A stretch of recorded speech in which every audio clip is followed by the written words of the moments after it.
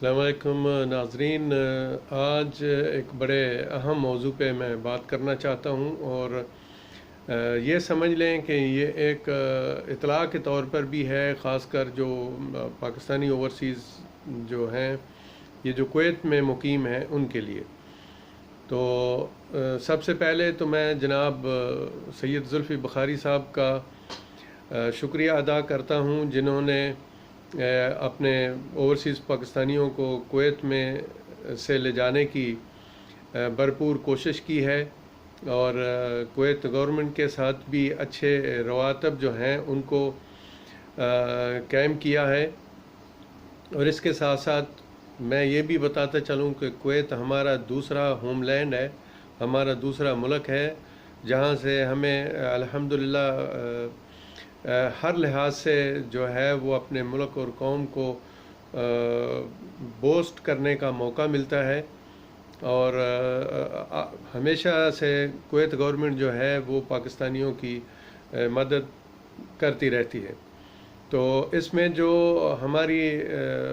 Ministry نے اور خاص کر سید زلفی بخاری صاحب کی کوششوں نے جو ایک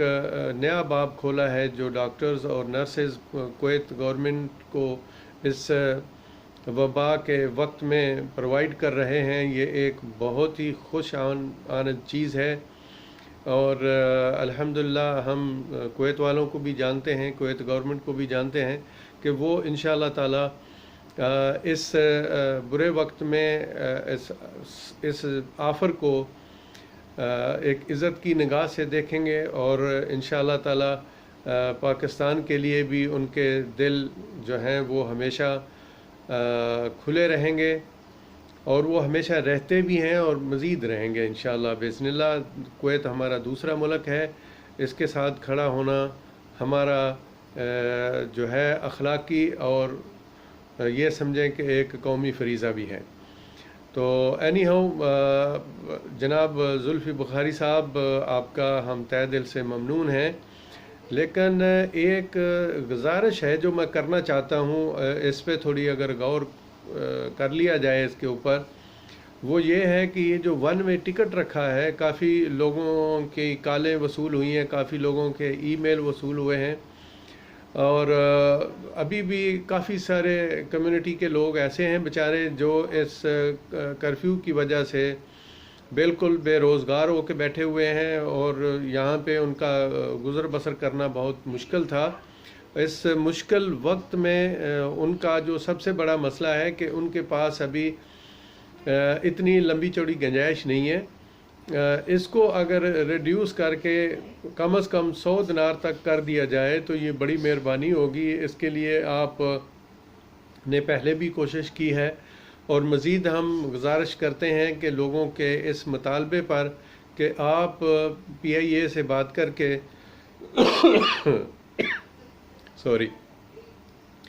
پی آئی اے ڈپارٹمنٹ سے بات کر کے جو ہے اس کا کوئی حل نکالا جائے، کیونکہ ابھی تک بھی بہت سارے لوگ ایسے ہیں جو بہت زیادہ مجبور ہو چکے ہیں، اور ان کے پاس اتنے پیسے نہیں ہیں کہ وہ یہ ایک مہنگا ٹکٹ لے سکیں۔ عام روٹین میں یہ جو آنے جانے کا ٹکٹ ہوتا تھا، 2 وے ٹکٹ، وہ تقریباً 90 105 بعض اوقات آفر میں 80 دینار میں بھی ہوتا تھا۔ تو چلیں، یہ چونکہ ایک بڑا کٹھن وقت ہے اور حکومت سے جو بن پا رہا ہے وہ کر رہی ہے، تو مزید اس پہ تھوڑی نظر ثانی کی گزارش ہے۔ لوگوں کے ٹیلی فونوں اور لوگوں کے میسج کے بعد میں یہ آپ سے گزارش کر رہا ہوں، اور اس میں پلیز آپ دیکھیں اگر مزید کوئی گنجائش ہو سکتی ہے تو پی آئی اے سے بات کر کے اپنے لوگوں کے لیے یہ گنجائش جو ہے ضرور کریٹ کریں۔ ہمیشہ سے ہمارے لوگ جو ہے وہ حکومت کا ساتھ دیتے ہیں، اور اس برے وقت میں انشاءاللہ اسی طرح ہم حکومت سے بھی امید کرتے ہیں کہ وہ اپنے لوگوں کے ساتھ اسی شفقت کے ساتھ کھڑی ہوگی۔ تو اس لیے مہربانی کر کے اس پہ تھوڑا جو ہے وہ خیال ضرور کیا جائے، اور اپنے جو آفر ہے ڈاکٹر اور نرسز کی، وہ بہت ہی اچھی آفر اور اچھے وقت پر آپ نے کی ہے، ماشاءاللہ۔ اللہ تعالیٰ آپ کو اس کا اجر عظیم عطا فرمائے۔ دوسرے نمبر پر میں یہ کہنا بھی ضروری سمجھتا ہوں کہ اس وقت جو ہمارے سفیر ہیں جناب سید سجاد حیدر صاحب، ماشاءاللہ یہ میں ان کی کاوشوں کو بھی سراہتا ہوں کہ انہوں نے بہت محنت کی ہے، اور وہ کویت گورنمنٹ کے ساتھ آلموسٹ ٹچ رہتے ہیں، اور ان کی کمیونیکیشن جو ہے وہ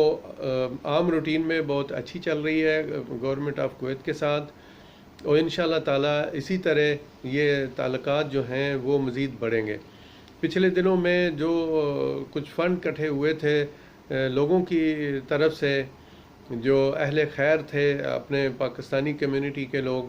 اور اس کو ہم نے کوشش کی کہ بھئی تھرو ایمبیسی جو ہے وہ ڈیلیور کیا جائے، اور الحمدللہ وہ بڑے اچھے طریقے سے کافی ساری فیملیوں کی مدد کی گئی ہے،